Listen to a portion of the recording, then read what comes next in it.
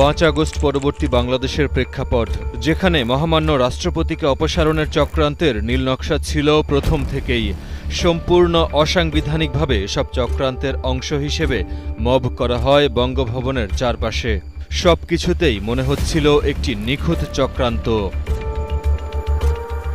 এমন প্রতিকূল সব পরিস্থিতি মোকাবেলা করে রাষ্ট্রপতি মোহাম্মদ শাহাবুদ্দিন কিভাবে দৃঢ় মনোবল নিয়ে এগিয়ে চলেছেন, সেই গল্প তার কাছ থেকেই শুনব। আমাদের সেনাবাহিনীও সশস্ত্র বাহিনী সম্মিলিতভাবে তারাও চাইছে যে এভাবে রাষ্ট্রপতিকে অপসারণ করাটা অসাংবিধানিক যায়। আর্মি, নেভি, এয়ারফোর্সভাবে আপনার সশস্ত্র বাহিনী, আর এখানে নেতৃত্বে ছিলেন সেনাবাহিনীর প্রধান। তিনজনই অত্যন্ত দৃঢ়তার সঙ্গে আমাকে সমর্থন। রাষ্ট্রপতি জানিয়েছেন, একা এই পরিস্থিতি মোকাবেলা করা প্রায় অসম্ভব ছিল।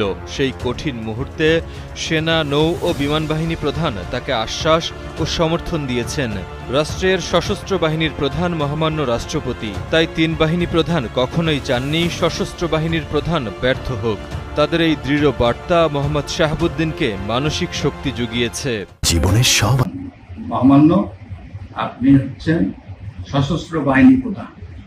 সশস্ত্র বাহিনীর প্রধানের পরাজিত হওয়া অর্থাৎ সশস্ত্র বাহিনীরই পরাজিত হওয়া, আপনার পরাজিত হওয়া, সশস্ত্র বাহিনীরই পরাজিত হওয়া নামান্তর। এটা আমরা যে কোনো মূল্যে রোধ করব।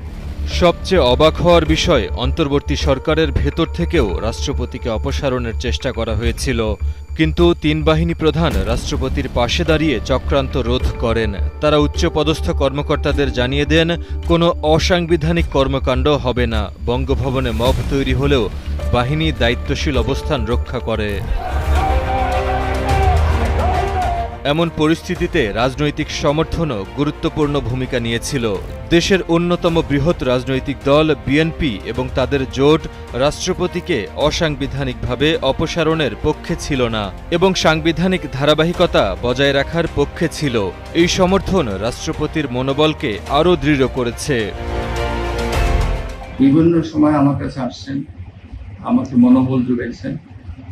এমনকি সরকার, অন্তর্বর্তীকালীন সরকার প্রধানকেও ওনারা এই ব্যাপারে